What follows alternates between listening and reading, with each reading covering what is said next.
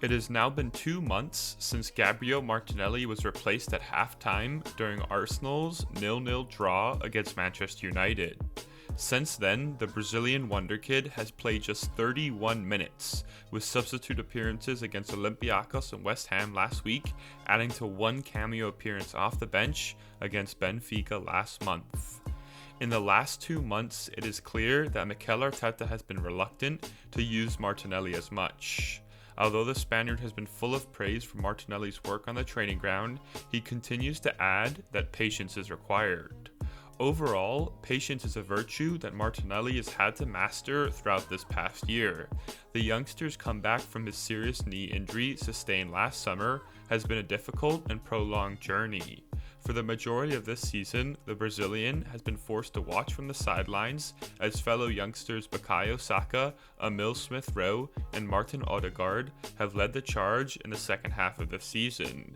These are players who are changing the complexion of the way in which Arsenal play, and there is no doubt that Martinelli has the attributes to be part of that band.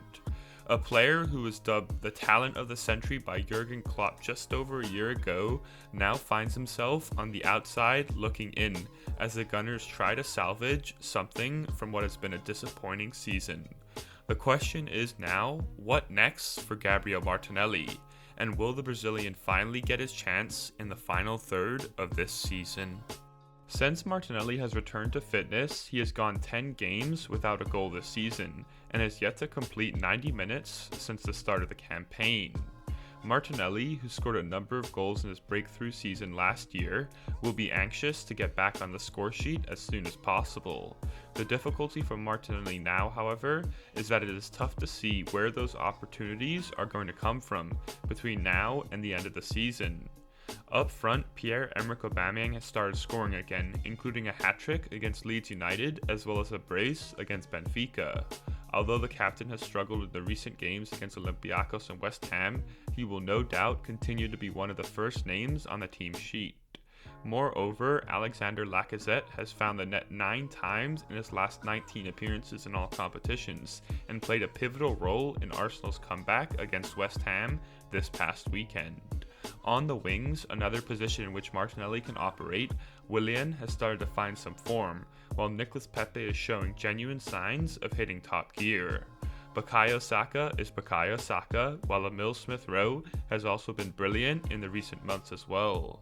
Overall, it is an extremely difficult situation for Martinelli, and one that is also affecting some of the other youngsters in Arsenal's squad. Reece Nelson has not featured since the FA Cup success against Newcastle in January, while Eddie Nketiah has amassed just 10 Premier League minutes since 2021.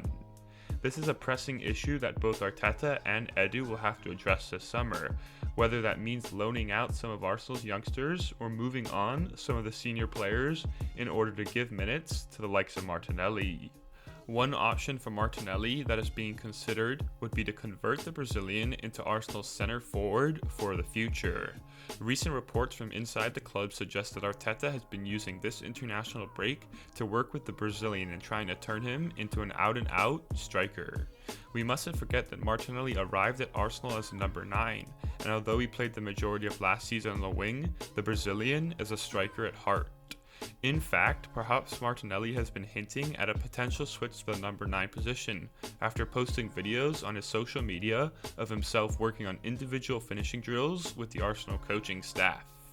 In the past, Arteta has had notable success turning talented young attackers into top-class forwards, with the impressive development of both Raheem Sterling and Leroy Sané at Manchester City, something that the Spaniard is often credited with. Although Martinelli's frustration at a lack of game time is understandable, he is in good hands with Mikel Arteta. In fact, the Arsenal coach has recently admitted that he is at fault for not finding the minutes for Martinelli. Listen here. I understand that, but he seems to have slipped down the pecking order. Is he doing anything wrong in training, or is he fit?